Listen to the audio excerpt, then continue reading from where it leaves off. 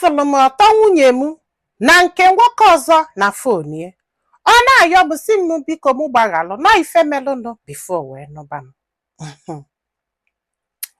Nwunye m a na-agwa unu maka ya anọgidekwe m suspect ba na ọ na-eke ikpa ma na ọ na-akwụgharị ma na o nwere ife melụ na ịghọta na kama na o nwere ebe m na-alụ ọlụ. So olu one day one guy wee na-akọ maka ebe afọ na-asị that na that very particular hotel na ụmụ nwoke na-ebu ụmụ nwaanyị aga ebe afọ na nwaanyị ọbụla ịfụlụ si na that hotel wee pụta gị malụ that na ọ bụrụ maybe na nwunye mmadụ ọ na-enyi mmadụ ịghọta na fa na-edobe secret very well. Ofu onye wee sị na nwaanyị ọbụla ya fụlụ ebe afọ na ya na-enyo enyo. Nwaanyị ọbụla ya fụlụ ebe afọ na ya ole si m ya fụ ya na die ọ bụkwara na ya fụrụ ya na die gị jee chọọ na o nwere ife na-emenụ. So ka a na-ekwuye one guy wee sị na ya afụlụgokwe nwunye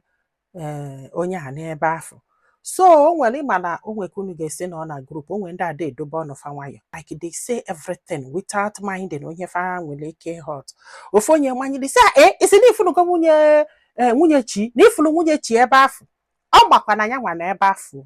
Ewee na-asị ya ka echi nke ọ na-ekwu maka ya ọ sị ya na ọgbọkwa chi nke onye nke na-asị na ọchi nke onye nke na-asị ya kwuo n'eziokwu kedu ife ịmagolo ụmụ njakịrị na nwere isi na ọdụ ọ ga-abụ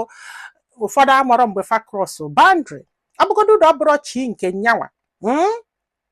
ka ihe ị ga-ejikwa ebe ịma na ya na-aza chi apụghị ya tago. Ọ sị m nne nke afọ gị anya wee mesịa jekwuru one of the guy ya ma alụmalụ ife dị decent na-akpa agwa ọfụma wee jụbịa ya sị kedu ihe meaning of ihe mere ebe afọ sị na ọ sị na ya afụnugo nwunye chi na ọ na-erefe ito nyanwa then fanwa shot anya down na-asị ya na ọ bụrụ nwunye nke. So nya wee jụbịa sị na eziokwu ọ nwunye ka a na-ekwu maka ya. The guy wee sị na ajụkwa anya ya ga-asị na ọ nwunye ka ha na-ekwu afọ mana ga-eji na ihe a ga confront ba nwunye gị na onwe ike mebisielu gị ife ịmagolo ụdị ife afọ. So ọkwanya nke afọ ya gụọ anya wan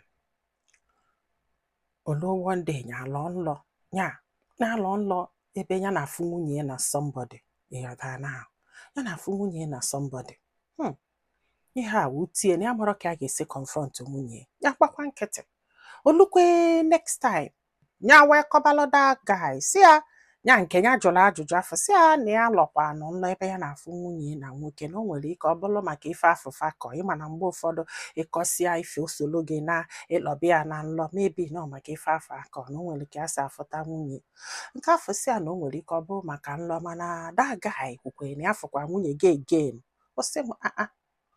ihe anọnwa nwe ka o si wee gbazi anya n'isi ya na-asị what sort of nonsense is this na ya mara ka ya si feel. So nya wee gwawa nwoke afọ si ya na ya ma nteki muzie na ya ga-eme ekiriri move maka na gịnị mere maka na ihe a adịgo ịmago n'ụwa na otu ọ kaligo na kịta nke ịtọ na ha fụrụ ya na nlọ na the guy kwukwe the same thing the other day ịmago ndị mmadụ na-abalị ya mba na-asa ka ife ọ na-achọ ka ọ gbasaa family mmadụ n'ọlụ onwe. So ịmago onye na-adịghị anyị n'aka the guy wee sị ya maka ọ bụrụ na ọ chọọ ya gaa tụrụ fonu nwunye na ọ bụrụ na o nwefe nwunye na-eme na ọ ga-ama ya wee nata olu one day nwunye gaa ịsa arụ ya wee welu fonu ya ọ sị ya echeki sie na o nwere ife afọ ya pụta gwa the guy si ya na o nwekwa ihe afọ. Ọ sị ya gị ma anụ na o nwere ife nwunye gị na-eme o megide the guy si ya kedu ife ịchọbalụ my love ma nke nwa ma nke nwa. Si na o nwere ebe nya afọ my love ma nna o si ya na ịbụ nnọọ ezigbote ewu ọ bụrụ na ọ gị nwa na-akwụgharị ị ga-ede my love ma nna ma ibie mbanụ ka ị chọọ something do weird ọ ga-abụ ifu like ị na-asị kedu ụdị ife bụ ife a na ụdị ihe ị ga-achọ not names or my love or my nna ma ibie mbanụ honestly mbanụ ọ bụrụ ụdị ife ị ga-achọ. Ya wee repeat kwe search phone nwunye again wee fe ebe the group of friends ịmagolu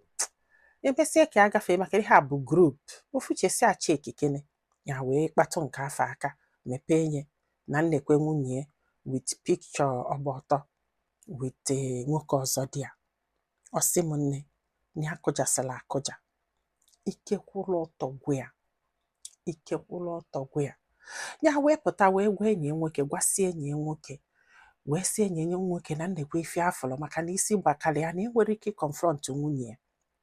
ya gwasị enyi nwoke wee sị ya jụọ anya mana ya gwana ya na o nwere evidence ka ọ malụ ma onwe ife ọ ga-agwa ya. Ya wee kpọọ nwunye wee jụbịa ya sị ya kwuo eziokwu sisi ha ji wee nụba di na nwunye ma o chitinigo. Nwunye si awa ya sị ya gwa ya nke bụ eziokwu na ọ ga-akarị ya mma na ọ gwara eziokwu kịta na ọ bụrụ na o chitinigo ya gwa ya. Ọ sị ya mba. Ya wee sị oke o. Ya wee chekwukwala enyi nwoke ha na enyi nwoke kwụsie. Nwoke wee sị na ya mụrụ ife ya ga-agwago mana the picture actually looks old. Maka na sọ nke nwoke magolo ka azụkorie na ezukoberie ọtọ nwunye. So ọ sị na nke nwoke looks old like o nwere ka asị wee were ihe crop nwunye out nya ebe o kwesịrị ịfụ wee zukie. So ọkwa ya wee fana bụ sọmọnụzi akọriji sị ka jụọ nwunye. So ọkwa ya mgbe afọ ya jụsi nwunye ma ọ na-echite ma ọ dị echite, nwunye wee kpọọ nwanne nwoke wee gwabịa sị na nnekwu ihe di ya nọgide ya accuse bie for nothing. Na ya ghọta akwa ụdị nya ha gwakwu ya okwu na ya chọkwa na the thing na-ewie iwe ịmagonu. Nwanne nwunye wee kpọọ ya wee sị ya nwoke ịnọgide chọ ka ịgbasa family gị for nothing. Na unu na-ezuzukwa ife afọ unu na-ezuzu ga-ejikwana nwanne ya nwaanyị wee zuzie. Na bọsị ị ga-ezuzugide ha maka na nwanne ya nwaanyị asị na ọ fọrọ ma gị tie enyi ife wee kpata nwanne ya nwaanyị aka na ya ga-eji ọkpọkọsịsị a ga-ezedugu n'ọnụ ga try na ya wute nwanne ya nwaanyị. Ka ị ga-ezi nọgide je chebe ife ijidere n'aka not very bad. Gbachisieli ya ntị drop ọlịa voice note before nya wee kpọzie nwunye wee wepụta the picture wee zukobe nwunye. Nwunye wee kụja wee daa n'ala wee yọbịa wee daa n'ala wee yọbịa. Ihe a vidio dokwa ya o pictures dị ya wee sị ya na ihe a bụ ife nya mere before nya wee nụbịa kama na ya hapụrụ ya na fon ya. Na amen. Because na mamụrụ ife ị ga-eji wee kpasi ụda agwa hapụ ya na fon gị. Ọ bụgodo na ị hapụrụ ya na fon gị ka ị na-anụ di you still leave it there. Like ụfọdụ ụmụ nwaanyị na-akpa agwa ma enwere ike ịghọta because ife anụnwa according to Chinasa na ife a bụ old video mana ka ichie nụbazila Chinasa ọdụ unu ka old video. Kedu ka ị ga-esi sesi ibon gị like now kedu ka ị ga-ezi in fact ị na-esi ibon gị na-evidio onwe gị like ị na-esi ibon gị wit nwoke abụrụ di gị isesie vidio dobe na fonu gị as a souvenir. As gịnị like I don't understand. Echekwa m na ọ bụrụ na ị enjoy ya ibon gị very well nọ n'isi gị ka ọ ga-adọ ife a na-akpọ echeta amụlị ya ịghọtara na like idobie na fonu gị emesie ọ ka ifu ka isi esi ibon gị o ko like I don't understand. Ọ bụgodu na idobelie for leta ka ị nụlụ di kedu ife ọ ka na-eme na fonu gị. Ọ sị m nne ya wee wepụta ya wee zuko nwunye wee daa wee na-ebe na-ayọ sị na ọkwa ife melụ bifo nya anọbịa na ọkwa ife melụ bifo nya anọbịa na ọ bụrụkwa ka ya nọbalị ya na ọ nwere nna na ọ nwere ibe ya wee sị a na-agodu bụ unu bifo nwanne gị nwoke ewele ọkpọdosisi ama ọnụ because na the next thing eweku gị ife go home to your brother ilu iwele ọnụ gwa your brother ife ime ọjụ nya pafụtara ya ihe tụpụrụ ya n'ilu wee nawabe ha. Ọ sị m nne ha na ụmụaka na-abụ ọmụtara ya nọ ndị befe bịa na-ayọ na-asị anya gbaghara ya na ihe a bụ ihe o mere bifo wee bịa ka nọba di na ọ hapụrụ ya na fonu ya nke afọ na fa ga-akpịa carelessness. Why would you do that? Like I don't understand. Na-ekwe ka ife imelụ bifo wee nọba di wee na-achọ ka ọ gbasaa marriage gị maka this guy sị m na a na-abịa na-ayọ sị but na that thing ya fụrụ ekwere hapụ ya n'isi o kwere hapụ ya n'isi and in that day feel no ife o melụ before wee nụba di ọ bụgodu no ife o melụ before wee nụba di na ada afụta ya like that na ihe nya na-agbakọba ihe nya fụrụ ka anụgo nwaanyị ike wee kwụla ọtọ wee gwụ m o wee na-asị m ọ bụrụ mụ ma m ga-agbaghalụ maka no ife o melụ before wee nụba di. Ọ bụrụ na o merie wee nụba di kedu ife ka ji wee hapụ ya na phone ya which means na ọ ka nwee feelings for that guy. If not kedu ife ọ ka nọ na phone ya eme ifola another point. Mana this guy a na-ekwu maka ya anụgokwe nwaanyị but still ọdịnayịrị ya ọ kwụsịrị ya ike ịkpa maka na ife unu na-emezi bụ onye nụsịa nwaanyị ọ na-akwụkarịsị na ya dị polygamous in nature so I don't blame him.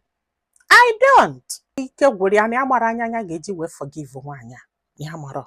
ọ sị bụ na luo tata nwanne ya nwoke aka akpọkwana ya sị ya sorry nwanne ya nwoke aka ekwukwenu na ife akwụ na ekwukwezi una folia ke wa this girl si we la nwanne ya nwoke la kosia mmadụ niile isi ọnụ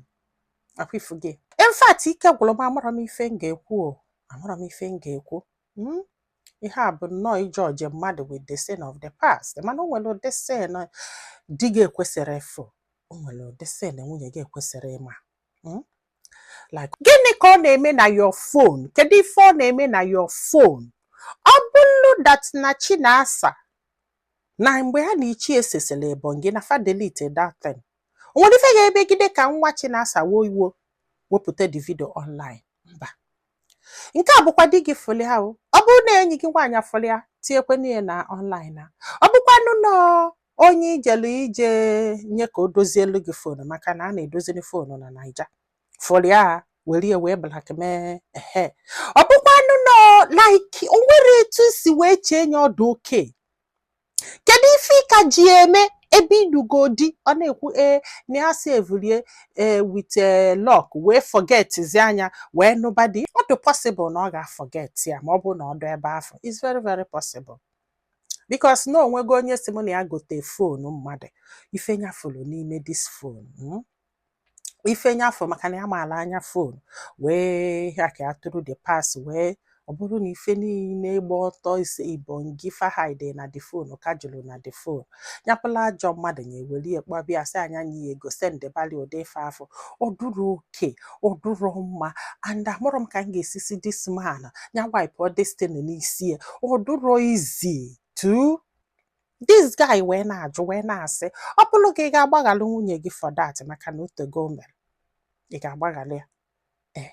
ka ọ na ịma mgbaghalị ya ọdụnụ ka ọdụọlịa izi forget this thing ọdụnụ ka a na-afụta ya like ife ochie kedu ife ọdụnụ ka ọnya mee nna ama ọkwanụ m ife m ga-agwa gị but the only thing nna ayọ gị malụ nọ ife ochie but still ọdụrọ that easy ọmandụ that easy for you Amanda, that easy for you. I understand. But if I before when nobody other now, more eziokwu ọ need to convince no if before when nobody know what if because you na that guy. You may try and forgive na nkedi funu simukwuo. Ama that no God hard. Ọ bụ na na ma mgbaghalụ no kwaro gị because of na in a fear stadium na repeat ni say I understand. I do. Ọ nwere ife mmadụ kwesịrị ịfụ. Akwe ya tago nya bụzalụ mgbe ndị friends gị na-ekwu a na-afụkwa onye nwe nka nwa nwunye chi ọ bụgodu na ọchị nke gị ọbụrụ chi nke gị ghọta na I don't know all these things ụmụ agbọghọbịa nọ na page a ọ bụrụ na ị na-edobe such thing na your phone ọ dị very wrong ibulu nwoke na-edobie ọ dị very wrong kedu ife iji eme echekwa m nọ n'isi ka ọ na-anọ ọ bụ na this guy agbaghalụ gị amụrụ m nke ati ụta ọ bụ na ọ gbaghalụ gị I will thank God honestly I will thank God for you biko na treat it as not past ka ọ bụ ma ọ bụ na actually not past biko that is all I need to say because amụrụ m ife m ga-ekwu ike gwụrụ m ndị be anyị tii n'ọnụ n'okwu a daalụnụ ka ọ dị n'ụbọchị ọzọ